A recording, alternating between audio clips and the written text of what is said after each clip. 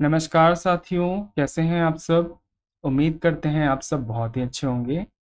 तो मेरा नाम है हर्ष और स्वागत करता हूं आपके अपने यूट्यूब चैनल जिसका नाम है मेंस बाबा। तो साथियों, हाल ही में एक न्यूज़ सामने आई है और न्यूज़ क्या आई है कि जब सेकेंड आपका ग्लोबल समिट हुआ था कोविड-19 के ऊपर में, तो अपने जब उसको प्रधानमंत्री नरेंद्र मोदी जी द्वारा एड्रेस किया जा रहा था, तब उन्होंने कहा कि हमें डब्ल्यूएचओ में सुधार की ज़रूरतें हैं ताकि आगे आने वाले इस तरह के जो पैंडेमिक है जैसे कोविड-19 जैसे, उनसे हर एक देश लड़ सके। तो ये आपका प्रमुख अखबार की सुर्खियों में चल रहा है, इसलिए मैं आपके साथ ये साझा कर रहा हूँ। पर उससे पहले मैं चाहता हूँ वीडियो को लाइक कर दीजिए, चैनल को सब्सक्राइब कर दीजिए और शेयर कर दीजिए अपने तमाम दोस्तों के साथ जो तैयारी कर रहे हैं UPSC, state PCS, SSC, banking, railway इत्यादि किसी भी एग्जाम की, जहाँ पे करंट अफेयर वगैरह पूछे जाते हैं, तो उनका हार्दिक स्वागत है। तो जैसा कि मैंने आपको बता दिया, न्यूज़ में चल ही रहा है और आपका मेनली जीएस पेपर 2 से इंपॉर्टेंट रहेगा, that is issue relating to the development and management to the social sector, service relating to the health, education, human resources.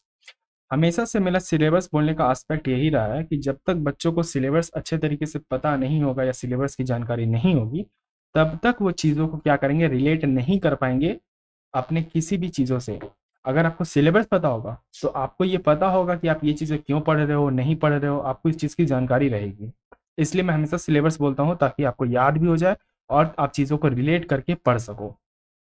तो आपका द हिंदू के एडिटोरियल में भी आया हुआ था रिफॉर्मिंग डब्ल्यूएचओ, 14 तारीख की न्यूज़ है। और साथ ही साथ हिंदुस्तान टाइम्स के भी अंदर में आया हुआ था कि पीएम मोदी ने कहा कि हमें डब्ल्यूएचओ के अंदर क्या चाहिए, रिफॉर्म करना चाहिए ताकि हम फ्यूचर में इस तरह के पैंडेमिक से लड़ सकें। तो मैंने बता ही दिया कि रिसेंटली आपका जो सेकंड ग्लोबल समिट हो रहा था कोविड-19 का, तो उसके ऊपर जब प्रधानमंत्री नरेंद्र मोदी जी द्वारा एड्रेस किया जा रहा था उसको, तो उसमें उन्होंने कहा कि हमें जो है डब्ल्यूएचओ के अंदर कुछ कुछ चीज़ों के अंदर रिफॉर्म करना होगा। जो पहला ग्लोबल कोविड-19 समिट वर्चुअली हुआ था, उसको होस्ट प्रेसिडेंट बाइडेन के द्वारा 2021 के अंदर में किया गया था। तो इस बार जो अवसर मिला वो भारत को मिला और भारत के द्वारा इसे एड्रेस किया गया। जिन बच्चों को जानकारी नहीं है डब्ल्यूएचओ के बारे में, तो मैं उनको बता देता हूं कि डब्ल्यूएचओ एक तरह का आपका स्पेशलाइज्ड एजेंसी है जो यूनाइटेड नेशन के अंदर में काम करती है। इसका काम होता है इंटरनेशनल हेल्थ इशू के ऊपर में काम करना, जैसे आपका कोविड-19 या ऐसा कोई भी महामारी जो पूरे विश्व भर के लिए चैलेंजिंग है, उसको कैसे टैकल करना है, नहीं करना है, उसके ऊपर मीटिंग करना, उसके ऊपर कितना फंडिंग की जाएगी, सब चीज के ऊपर जो विशेष प्रकार की चर्चाएं चलती हैं, वो डब्ल्यूएचओ में ही चलती हैं।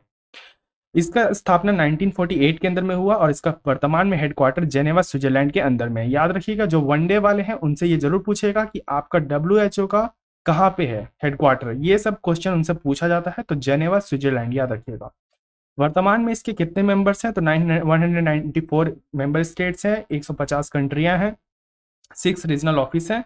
और ये जो काम करती है ना साथियों, ये आपके विश्व भर में जितने भी स्टेट कंट्री के अंदर में मिनिस्ट्री ऑफ हेल्थ है ना, उसके साथ कोलैबोरेशन में काम करती है, उसके साथ डाटा डेटा जो है उसको साझा करने की बात करती है। इसलिए डब्ल्यूएचओ एक बहुत ही प्रमुख भूमिका निभाती है आपका नेशनल हेल्थ इशू के ऊपर में, इसलिए ये इंपॉर्टेंट बन जाता है पढ़ना इसके बारे में। तो इसमें रिफॉर्म की जरूरतें क्यों है साथियों, पहले मैं बता देता हूँ कि इसमें रिफॉर्म की क्यों जरूरतें हैं, नीड क्या है। पहला, लैक ऑफ फंडिंग। इसमें जो फंडिंग की जा रही है ना साथियों, वो बहुत ही खराब तरीके से की जा रही है। इसका जो सबसे बड़ा फंडिंग करने का सोर्स है वो तो आपका एक तो यूनाइटेड स्टेट्स ऑफ अमेरिका है, दूसरी बात चाइना है।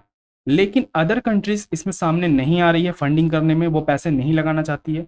तो कम फंडिंग के कारण ना ये काम सही से नहीं कर पा रही है। अब आपको कोई काम करना है, मान के चलो आप किसी चीज के ऊपर में काम करना चाहते हो, किसी स्कीम के ऊपर में काम करना चाहते हो, तो हर एक चीज के पीछे फंडिंग लगती है, क्योंकि उसमें जो लोग जुड़ेंगे वो तो फ्री में काम नहीं करेंगे, वो तो कोई यहाँ पे आस्था वाली काम के लिए नहीं आ रहे हैं, वो तो काम अपने पैसे कमाने के लिए आ रहे हैं ना। तो उनकी सैलरी या किसी भी चीज़ों का भुगतान करने के लिए आपको पैसे की जरूरत पड़ेगी, और पैसा तभी मिलेगा जब कंट्री के द्वारा फंडिंग की जाएगी। समझ रहे हैं? इसके कारण जो सेवरल ईयर्स से क्या हो रहा है ना, कम फंडिंग के कारण जो लेस बजट किया जा रहा है, उसके कारण डब्ल्यूएचओ को बहुत सारा जो चैलेंजेस है उसको फेस करना पड़ता है। इसके पास पावर नहीं है, प्रोवाइडिंग मोर पावर। इसलिए मैंने ये पॉइंट लिखा है, इसलिए लिखा है क्योंकि चाइना में जब कोविड-19 आया और जब टीम चाहती थी रिसर्च करना चाइना के अंदर जाके, तो चाइना वालों ने रोक दिया, कहा कि तुम कौन, मैं तुम्हें नहीं जानता, मैं रिसर्च नहीं करने दूंगा। क्योंकि चाइना को डर था कि उसका इमेज इंटरनेशनल छवि उसका जो है खराब होगा। इसके कारण से उन्होंने डब्ल्यूएचओ को अपने यहाँ जाने से रोक दिया। इसके कारण जो उनके पास पावर नहीं है, बिना वो अप्रूवल के, बिना किसी का परमिशन के नहीं जाके अपने मन से रिसर्च कर सकते। अब मान के चलो कल को पुलिस को ही बोला जाए कि आप कोई एक्शन नहीं ले सकते, जब तक क्राइम होते रहेगा फिर भी आप कोई एक्शन नहीं लोगे। आपको सिर्फ बैठा दिया गया एज अ पुलिस, लेकिन आप एक्शन नहीं लोगे क्योंकि आपको मैं पावर नहीं दे रहा हूँ।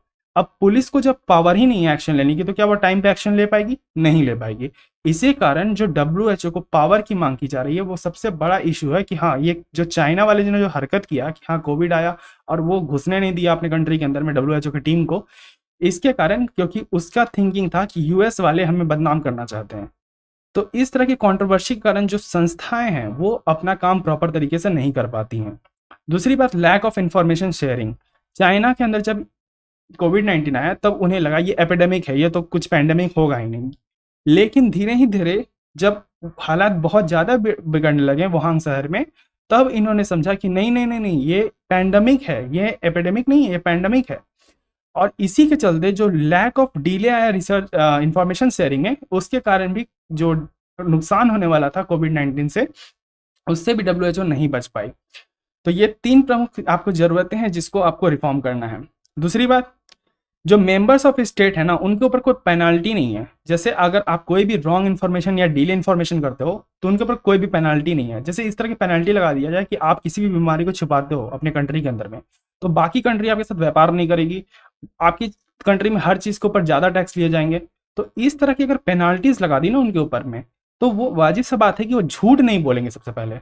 इसके कारण भी जो चीज़ें निकल के आ रही हैं वो यही निकल के आ रही हैं कि इस तरह के भी रिफॉर्म्स करने चाहिए। साथ ही साथ वैक्सीन अप्रूवल, कोवैक्सीन जो भारत का अपना है, उसको इमरजेंसी यूज लिस्ट के अंदर में नहीं लिया गया। क्यों नहीं लिया गया? क्योंकि उसमें जो है डिले आ रहा था, इस कारण से, क्योंकि वो इंडिया का वैक्सीन है। ये लोग इंडिया को ना आगे निकलने देना चाहते हैं। इनकी थिंकिंग है कि इंडिया का मैनेजमेंट गलत तरीके से काम करता है, इंडिया का मैनेजमेंट सही तरीके से काम नहीं करता, करप्शन है, ये है, वो है। मानता हूं प्रॉब्लम हर देश के अंदर में है, लेकिन कोवैक्सीन जो बना वो बहुत सारे ऑथराइज अप्रूवल के बाद बना, लेकिन फिर भी उसको अंतर्राष्ट्रीय लेवल पे अप्रूवल नहीं देना, ये बिल्कुल सोची समझी हुई साजिश है। जिसके कारण से इस तरह की चीज़ों में डब्ल्यूएचओ अगर चाह भी रही थी कि कोवैक्सीन को अप्रूवल मिले, वो भी नहीं मिला, क्योंकि बाकी कंट्रियां जो हैं उनको सपोर्ट नहीं कर रही थी। तो आपको मैंने कहा कि इसमें फंडिंग जैसे दी जाती है, तो मैं आपके साथ 2020 का डाटा साझा कर रहा हूँ साथियों, कि यूनाइटेड स्टेट्स के द्वारा इसमें सबसे ज़्यादा फंडिंग की जाती है, फिर चाइना, फिर जापान, फिर जर्मनी, फिर यूके, फ्रांस और इटली के द्वारा इसमें बहुत ज़्यादा फंडिंग की जाती है। इंडिया का क्या रोल रहा इस पैंडेमिक के अंदर में साथियों? तो यही रोल रहा कि इंडिया ने बहुत सारे चीज़ों पे काम किया, जैसे एक जन आंदोलन से चलाया इसके ऊपर में, जहाँ सारे लोग ने लॉकडाउन को सपोर्ट किया, मास्क को सपोर्ट किया, सैनिटाइजर को सपोर्ट किया, तो बहुत ही बड़े लेवल पे काम किया। साथ ही साथ इंडिया जो है सबसे लार्जेस्ट वैक्सीनेशन कैंपेन चला है। हमारी आबादी आपको दिख रहा है कितनी ज़्यादा है, उसके ऊपर वैक्सीनेशन का प्रॉपर तरीके से काम करना। हम लोगों ने वैक्सीनेशन पे कुछ साथियों इस तरह काम किया ना कि 90% एडल्ट्स को हमने वैक्सीनेशन दे दिया, साथ ही साथ 50 मिलियन चिल्ड्रंस को भी हम लोग वैक्सीनेट कर चुके हैं। हमने जियोनॉमिक सर्विलेंस कस्टोडियम के ऊपर भी काम किया। हमने इंडिया के जो भी आपके ट्रेडिशनल मेडिसिन्स हैं, जैसे हम लोग का औषधि आयुर्वेदा, उसके ऊपर भी हम लोगों ने बहुत अच्छे तरीके से काम किया, जो कोविड-19 में फाइट कर सकते हैं। और इस चीज़ को भी ना हम लोग डब्ल्यूएचओ के लेवल पे लेके जाना चाहते हैं, ताकि बाकी कंट्री भी जो हमारे आयुर्वेदा हैं उनका सपोर्ट करें। पर ये लोग उसको भी सपोर्ट नहीं करना चाहते हैं, क्योंकि डब्ल्यूएचओ के द्वारा पावर नहीं है। डब्ल्यूएचओ को पावर ही नहीं है इस बात का अप्रूवल देने का। यहाँ उनको हर किसी से समर्थन लेना पड़ेगा, नहीं भाई ये, मतलब वो अपने लेवल पे नहीं चेक कर सकती, अपने लेवल पे सर्वे नहीं कर सकती, उनको बाकी कंट्री का अप्रूवल करना है। जैसे यहाँ लग रहा है नाटो में शामिल नहीं होना, कि जैसे 30 कंट्री अप्रूवल देगी कि हाँ नाटो में 31 कंट्री कौन सा जुड़ेगा, जब 30 कंट्री अप्रूवल देगी तब जाकर कोई नाटो ज्वाइन कर सकता है। तो ये कुछ ऐसा ही है। डब्ल्यूएचओ का काम मेनली हेल्थ के ऊपर का है, अब उसको उस तरह का पावर ही नहीं दिया गया है। साथ ही साथ इंडिया ने बहुत ही अच्छा रोल प्ले किया है, जो भी कंट्री पुअर कंट्रीज थे उनको भी वैक्सीनेशन पहुंचाया है बहुत ही कम दाम के ऊपर में।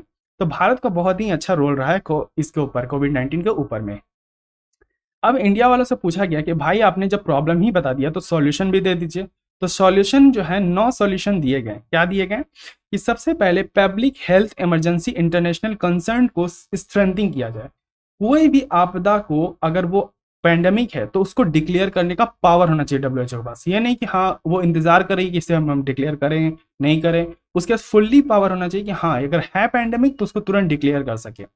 दूसरी बात मैंने कहा फंडिंग की प्रॉब्लम, फंडिंग बहुत ज़्यादा होनी चाहिए। अदर जो डेवलप कंट्री है, स्पेशली जो डेवलप कंट्री से ये हम लोग मानते हैं कि हाँ वो फंडिंग करेंगी, पर वो भी नहीं करती उतनी ज़्यादा, बहुत कम फंडिंग करती है।